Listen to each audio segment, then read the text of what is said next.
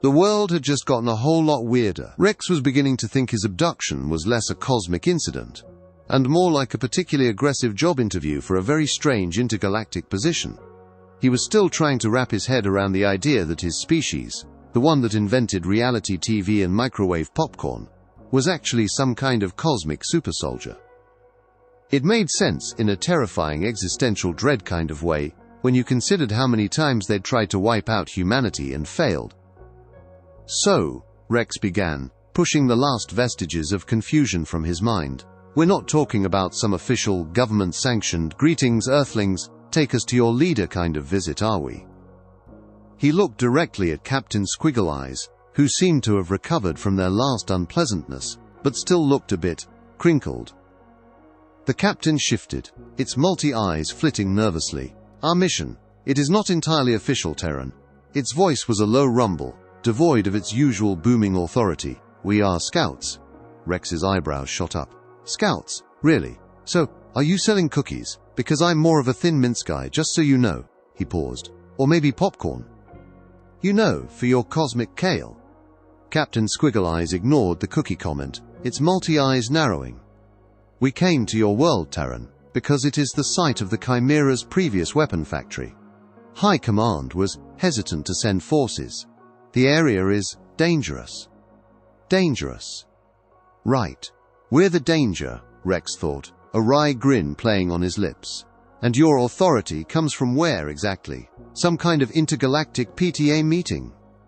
Our authority, the captain stated, puffing itself up slightly, comes from the Blessed Horizon. Rex's stomach did a little flip-flop. The Blessed Horizon? Is that like a church? Because, no offense, but that sounds an awful lot like a church. The captain's head snapped back, its multi-eyes flaring. Its voice, though still modulated, was laced with genuine fury. You dare compare the divine word of the Blessed Horizon to a mere body of worship, Terran? This is blasphemy. Rex scoffed. Whoa, chill out, Squiggly. I was just asking. So you're fanatics then? A religious order with a spaceship? That explains a lot. Like why you thought it was a good idea to try and chemically sterilize me. Must be in your sacred texts. Vulsin, the science officer, interjected smoothly, her voice a calm counterpoint to the captain's anger. Negative, Terran. The captain is an acolyte, a type of priest.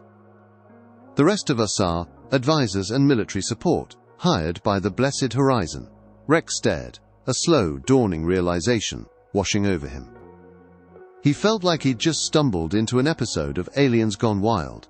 So let me get this straight, he said, the absurdity of the situation almost making him laugh. A priest and 4 mercenaries stole a ship and are abducting strangers without government approval. You guys are basically space pirates with a god complex.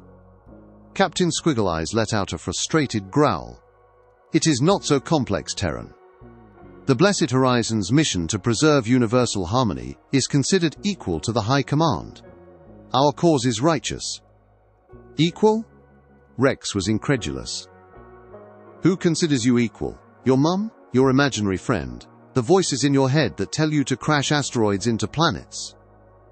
The captain leaned forward, its multi-eyes burning into Rex. Your authority is not the main issue, Terran. The galaxy must know.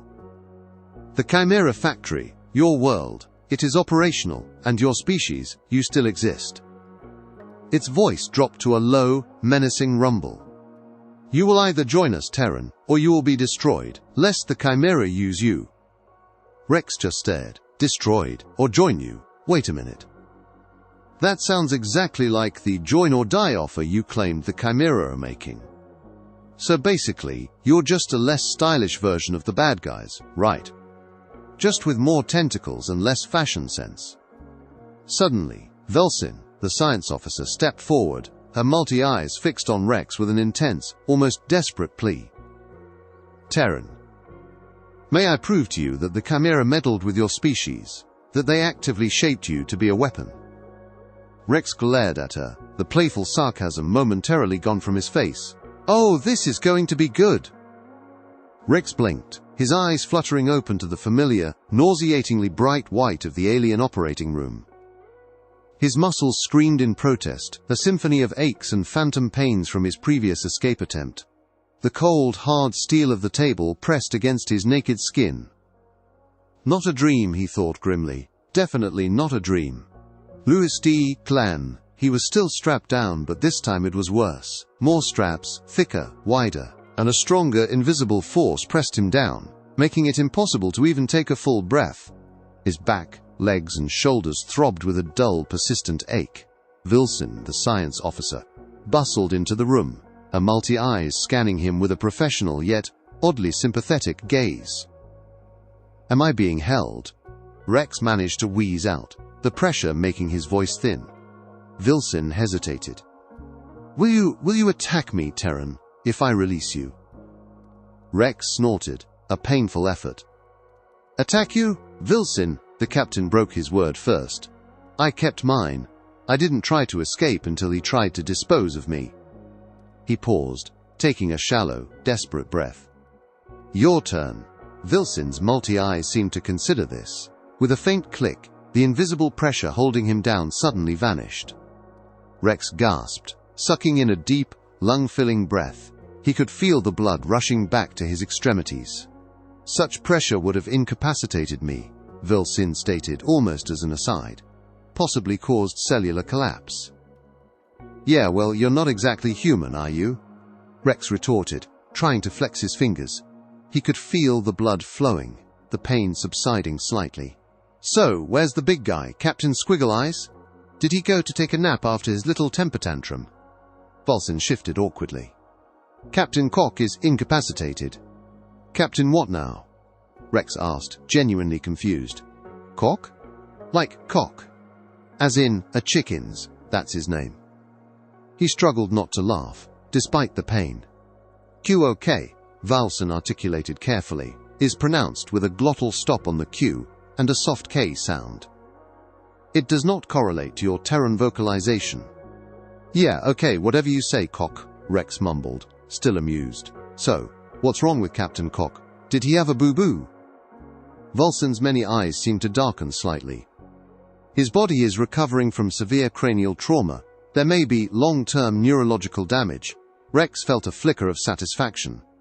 "Good. Maybe he'll learn not to piss off the naked human with superbones." "Ah, so he's dead then, by my definition of dead, right? Not walking around, not having a cup of cosmic kale, not trying to chemically sterilize me." Wilson paused, her multi-eyes blinking slowly. "He is incapacitated, but not dead, by your definition." She took a step closer to the table.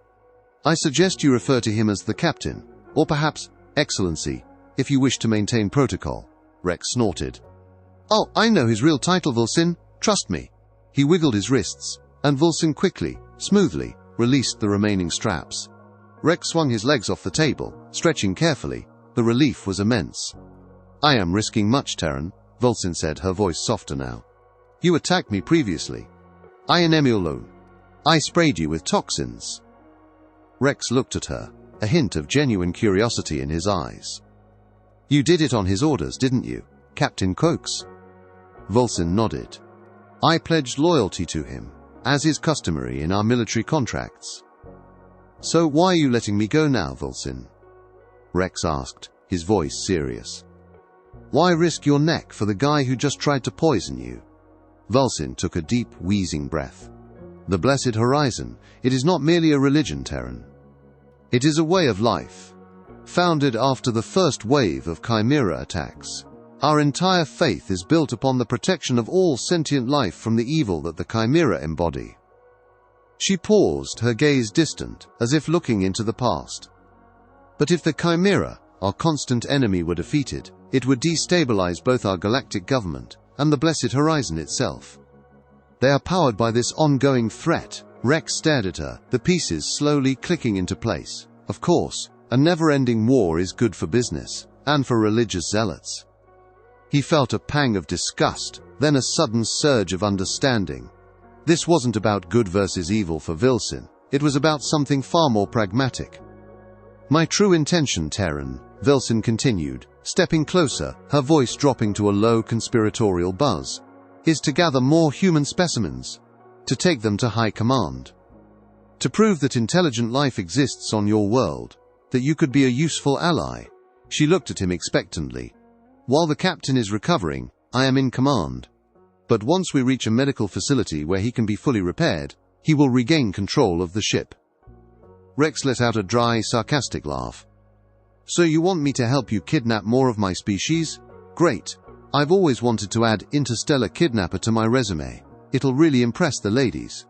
Volton ignored his sarcasm, her multi-eyes fixed on him. Will you help me, Terran? Rex rubbed his chin, pretending to consider it. All right, fine.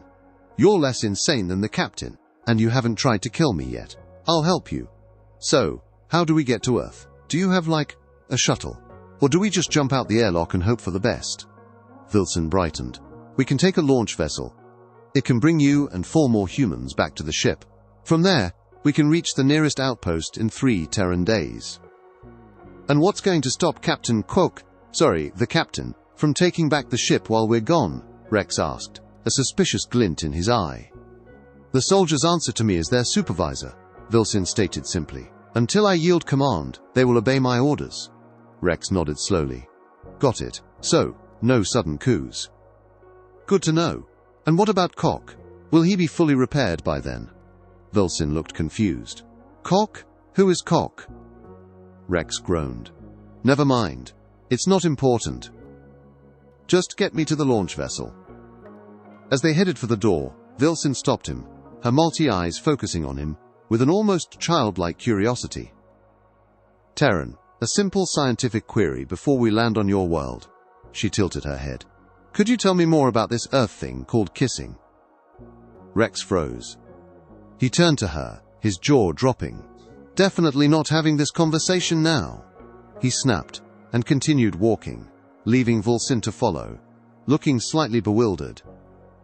Rex followed Wilson through the ship, feeling increasingly annoyed. He'd imagined a sleek, cool escape pod, something out of a blockbuster movie. Instead, they were headed to what he swore was the ship's dining area. Great, so much for a dramatic launch. Vlobersin finally stopped in the center of the bland, white room. She touched a smooth spot on what looked like a table. With a soft hiss, smooth, glowing white walls rose from the floor, sealing them inside a space that felt remarkably like a giant soda can. Rex blinked. Okay, so it's a dining area that doubles as a launch vessel. Genius. Wilson touched another spot, and suddenly, everything went dark. Rex flinched, then realized the entire room had become a giant view screen. Outside stars blazed, a dazzling tapestry of light. Wilson then rotated the view, and there it was, Earth, a swirling blue and white marble, beautiful and terrifyingly close. Rex turned, and through the transparent wall, he could see their spaceship. It was undeniably a classic 1950s flying saucer, exactly the kind you saw in cheesy old sci-fi films. He couldn't help but mutter, "Man, you guys really love white, don't you? Everything's white. It's like living in a giant dental office." In response, Wilson touched another spot, and the spaceship outside shimmered, transforming from stark white to a dazzling display of bright swirling colors. Electric blues, vibrant greens, pulsating reds. It looked like a disco ball had vomited on a UFO. Rex stared, wide-eyed. Whoa, okay, that's actually pretty cool. Why didn't you do that before? Wilson quickly switched the view back to white. My apologies, Terran. I become half-blind when I shift the light spectrum too much. My species does not perceive colors in the same manner as yours. She gestured at the ship's white exterior. These changing colors are not decorative. They convey the ship's status through pattern locks. My optical sensors interpret the shifting patterns of light, not the chromatic variations. Rex nodded slowly, trying to process this. So what's a party for me is a headache for her. Got it. More alien weirdness. He yawned, a wide, jaw-cracking yawn, covering his mouth with his fist. Wilson's multi-eyes swiveled to him.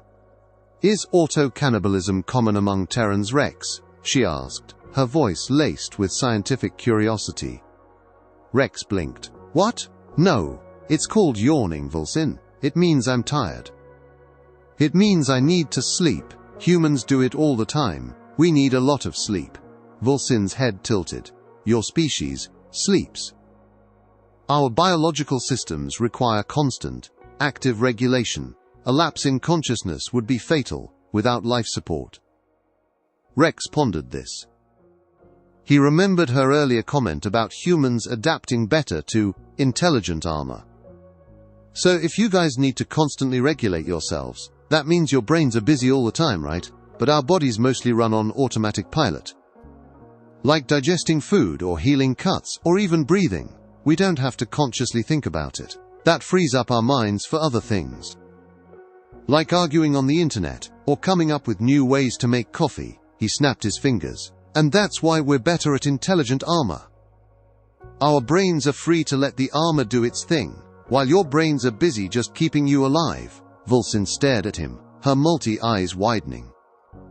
That is a highly logical hypothesis, Terran, a significant adaptive advantage. She sounded genuinely impressed. The descent was surprisingly smooth. No shuddering, no loud re-entry noises, just a silent, rapid drop. Rex watched as the city grew larger, the familiar grid of streets and lights filling the entire viewscreen. They were coming down directly over his neighborhood. This is going to be a subtle landing, I can tell. The soda can vessel settled silently into the park where Rex had been abducted. There was no crash, no tremor, just a gentle kiss with the grass. Then, with another touch from Vulsin, the entire room vanished. Not disappeared, but literally dissolved, leaving only the table that had been in the center of the room. It looked just like a plain white table, now sitting innocently on the park grass. Vulsin touched the table again. It shimmered, then folded inward, shrinking down into a flat white rectangle, roughly the size of an ironing board. "Could you carry this, Terran?" Vulsin asked. "Your world's gravitational pull is heavier." Rex picked it up. It felt light, almost weightless. He barely noticed the gravity change. His brain, however, was still processing the weirdness. Wace. They started walking towards his apartment building. Vulsin's steps were noticeably heavier now, and she seemed to be laboring slightly in Earth's gravity. Rex, meanwhile, felt surprisingly spry. "We need to get you out of sight before sunrise, Vulsin," Rex said, glancing at the eastern horizon, where a faint blush of orange was beginning to appear. "That hazmat suit isn't exactly inconspicuous. People might stare." Vulsin, clearly still focused on the mission, asked, "Strategy for obtaining specimens, Terran?" "How best to approach your species to explain our needs?" Rex grimaced. "Full disclosure probably won't work, Vulsin. Trust me on this one. Telling strangers that I'm looking for volunteers to plead our case before a space court to prevent the human race from being exterminated in a galactic turf war probably won't work. It's just not done." Suddenly, a slurred voice drifted from the shadows beneath a large oak tree. "If it's indoor work, I might be willing to go." Rex jumped, startled, his heart leaping into his throat.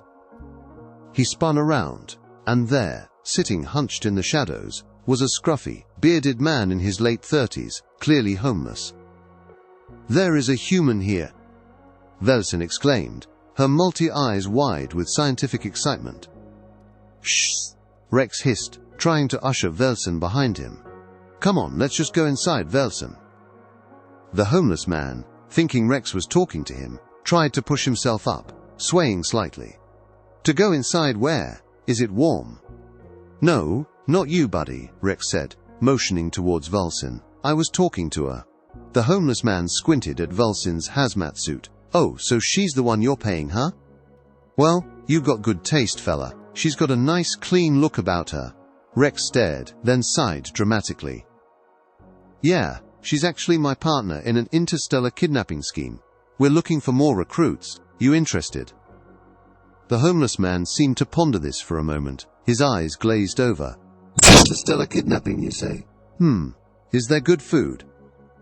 Rex was about to dismiss him and drag Vulsin into his apartment, when Vulsin suddenly raised a small device and scanned the homeless man. "Subject displays significant biological degradation, Terran. He is very ill. Extensive cellular repair and surgical intervention would be required on the ship." The homeless man's eyes, previously dull, suddenly cleared. He flinched, fear flickering in their depths, and he quickly moved back further into the shadows. Rex watched him go, a pang of something he couldn't quite name hitting him. He sighed again, then changed his mind. "Hey Lee," he called out. "Come on, get in here. I'll make breakfast, and Volfin here can explain everything."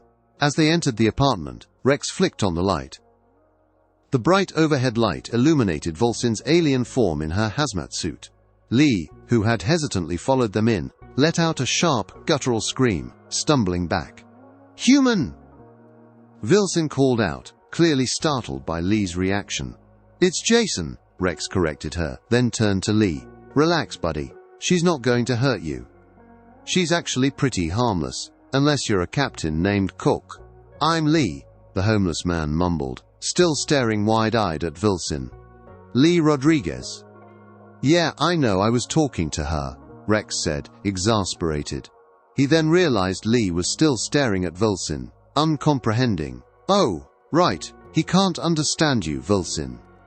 He turned to Lee. "Look, she understands me because they, put something in my head. Like a little alien translator. It links me to the ship's systems." He grinned. "It's magic." Lee looked uncertain, his eyes darting towards the door. Rex quietly asked Volsin, "Can we give Lee one of those symbiotes? The translator thingy?" Volsin quickly responded, "I believe I can make a piece of your symbiote enter his body and attach to his brain. It will be descended from yours."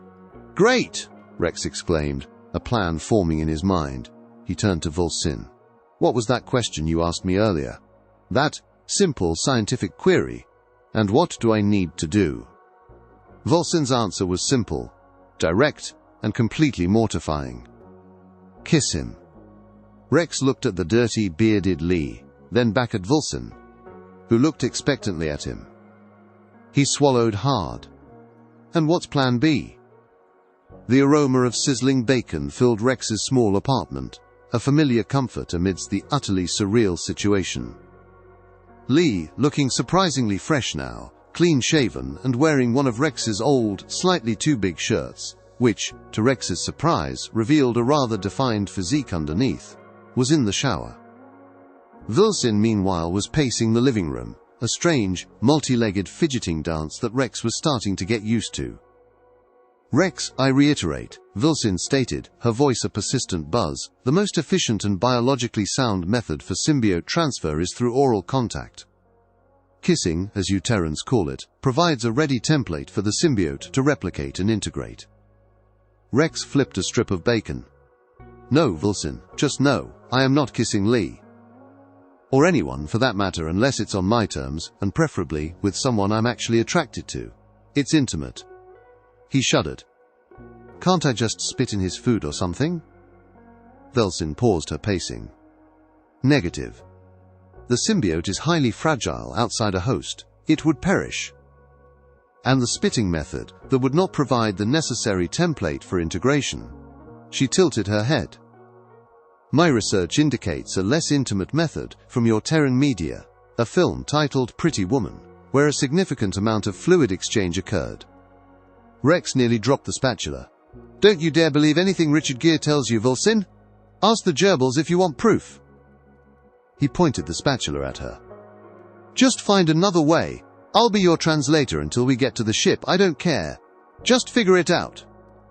Volsin visibly recoiled, her multi-eyes flickering. "Very well, Terran, I will endeavor to find an alternative method, though I am displeased." She resumed her pacing, a bit more agitated this time. "So about this trip," Rex said, trying to change the subject. "How long is this going to take? Weeks? Months? Years?" Volsin stopped. "To reach the High Command's primary planet, Overseer, it will take several Terran weeks, and the trial itself, it could take a Terran day, or a Terran year. It is highly variable." Rex sighed. "Weeks to a year, huh? Okay, I've got to make some calls." He walked over to his ancient landline phone. His cell had been lost somewhere between his abduction and being shot multiple times. "Mormolan B, He dialed his boss's number. "Hey Reese. Yeah, it's Rex. Listen, I'm just calling to let you know I won't be in. Probably for a while. And look, I know this sounds crazy, but you know how your daughter Heather and your wife always go to that free clinic down on Elm Street? Yeah, apparently they're regulars for specialized treatments. Just thought you should know. Anyway, gotta go. Bye." Rex slammed the phone down. Lee, now clean-shaven and looking surprisingly good in Rex's old shirt, it was a dark blue button-down that showed off his unexpectedly broad shoulders and muscular arms, emerged from the bathroom. "Burning bridges, Rex?" he asked, a faint smile playing on his lips. Rex shrugged. "Gotta do what you gotta do. Now, for the landlord." He dialed another number.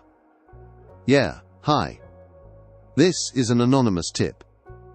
I just wanted to report a strong smell of chemicals, like, really strong, coming from 123 Main Street. Yeah, the landlord's address. Sounds like a meth lab, honestly. You should probably send someone to check it out. Real soon. Like, right now." He hung up. "So," Lee said, his eyes on the phone. "We're going to be gone for a while, huh?" "Potentially up to a year," Rex confirmed. "Just setting things up. Here. Have some breakfast. You look like you could use it." Lee's eyes lit up at the sight of the bacon and eggs. He practically inhaled the food, clearly starving. "A year, you say?" "Sure. Sounds good to me." He shoveled another forkful of eggs into his mouth. Just then, the landline rang again. Rex looked at it, confused. Who could it be now? He picked it up. "Rex McAllister. You son of a..." The voice on the other end was pure, unadulterated female fury. It was Heather. "My father just kicked me out. He said I was having drug-fueled sex parties. I'm going to kill you." Rex winced, holding the receiver away from his ear. Heather, look, I can explain." "I'm coming over there right now, you creep," she shrieked, and then the line went dead. Rex slowly hung up the phone. "She's coming over." 45 minutes later, Heather was pounding on Rex's apartment door, yelling insults that would make a sailor blush. Rex, bracing himself, opened the door. Heather, fueled by rage, stumbled in, her momentum carrying her past him. "What the hell, Rex?" she shrieked, spinning around to face him. Her face was red, her hair disheveled, and she looked absolutely furious. "My dad cut me off because of your wild stories about drug-fueled sex parties." Whoa, I never mentioned drugs," Rex protested. "I just said treatments. Specialized treatments." "Look, I can call him back and tell him you're a sober slut, if that makes you feel better." Heather doubled over, a guttural sound escaping her, a mix of pure anger and disbelief.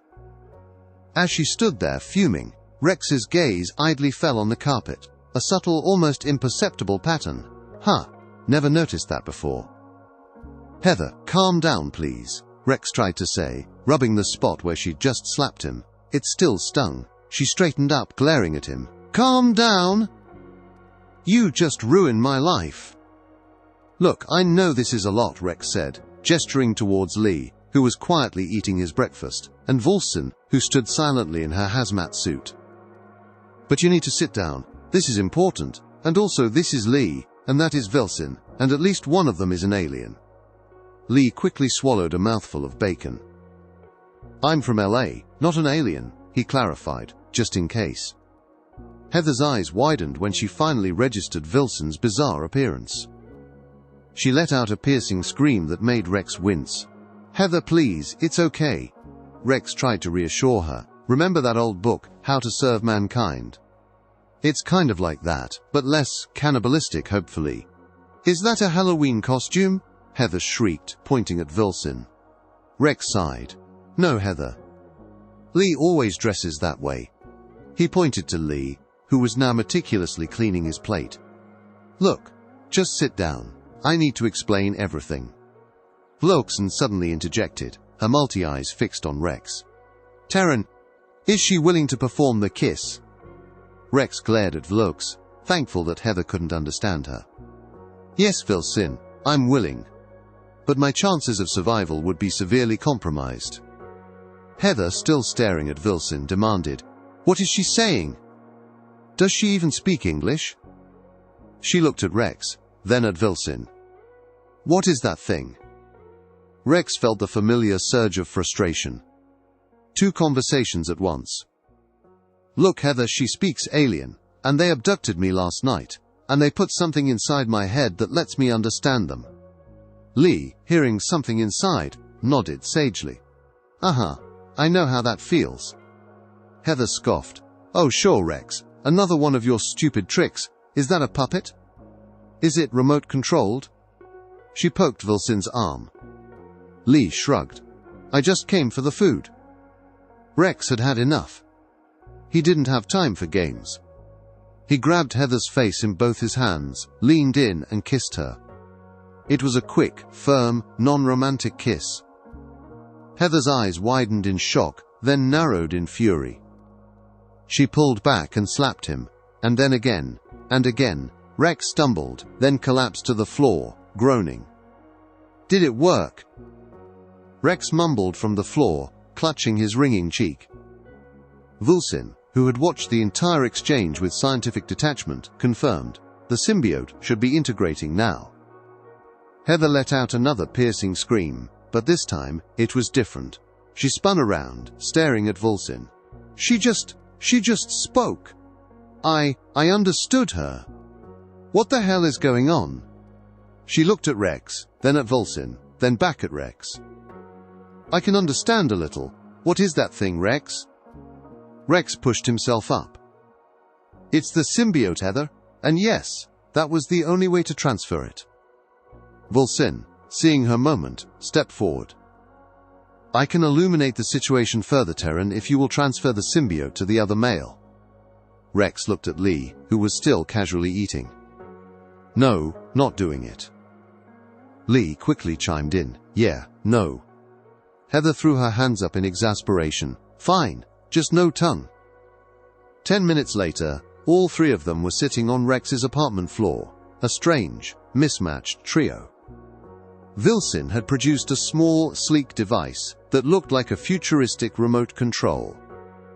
She aimed it at the wall, and suddenly, images of dinosaurs fighting spaceships materialized on Rex's beige apartment wall.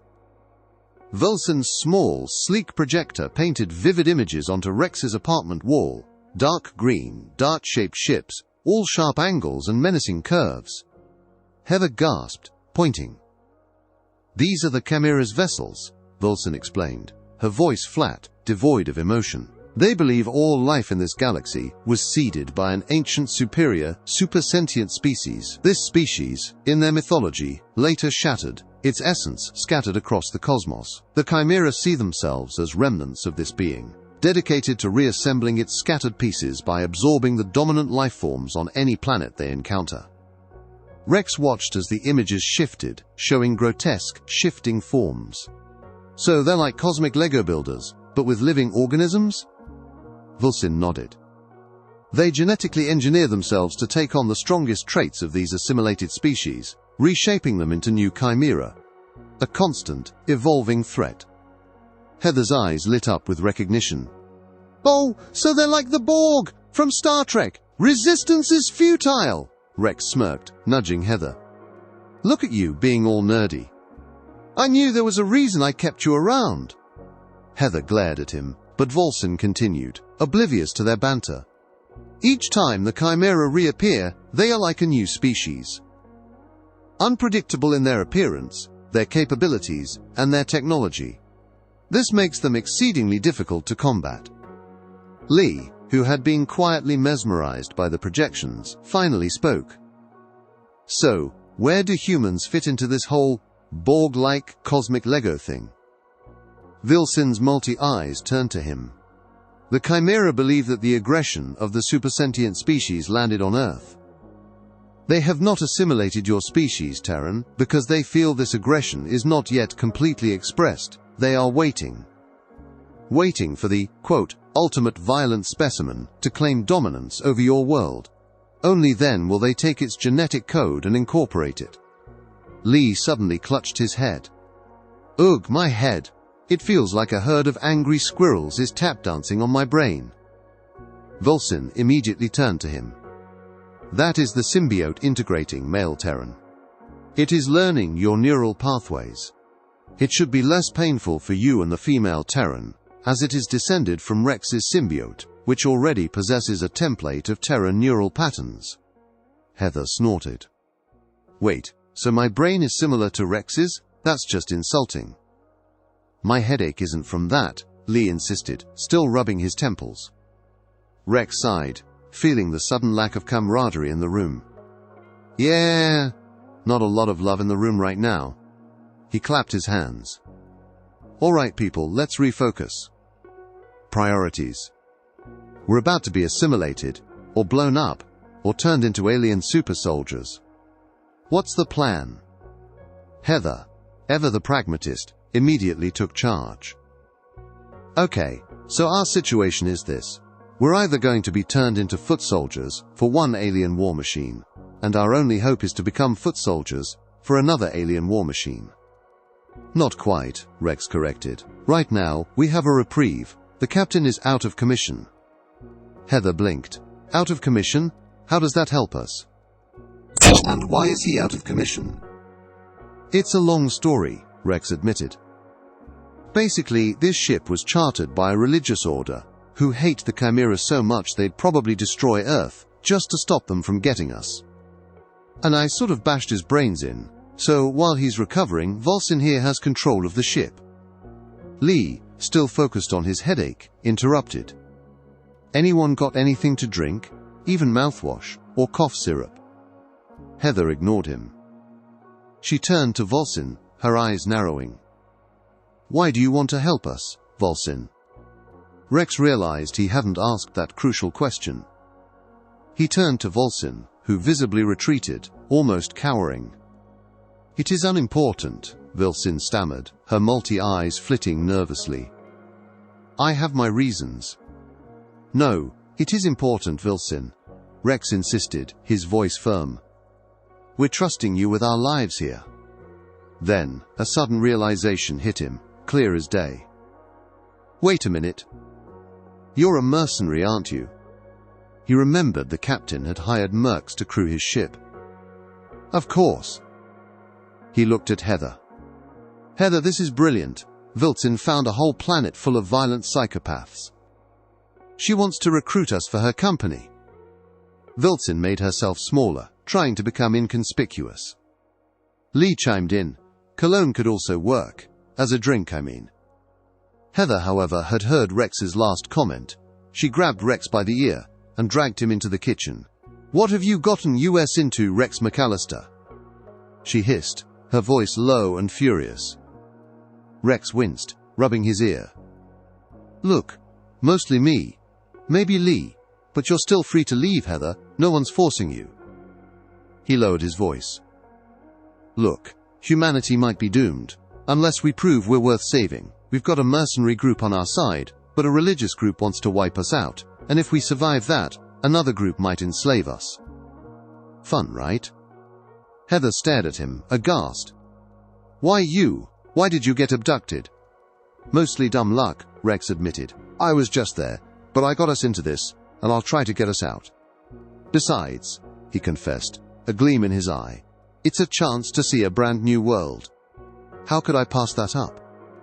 Heather's gaze fell on Lee, who had quietly followed them into the kitchen and was now rummaging through Rex's fridge. What about him? Rex sighed. Vulsin says he's very sick. It'll take 3 days to fix him on the ship.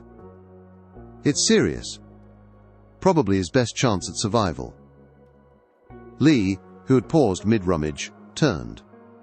I overheard that. He said quietly, his voice surprisingly clear. He looked at Heather. I've been battling pancreatic cancer for 6 months. Lost my job, my family, medical bankruptcy. Ended up on the streets. He looked at Rex, a flicker of hope in his eyes. Do you really think they can cure me? Rex nodded slowly. Vultin said humans were considered easy to repair during the last invasion. So yeah, Lee, I think they can.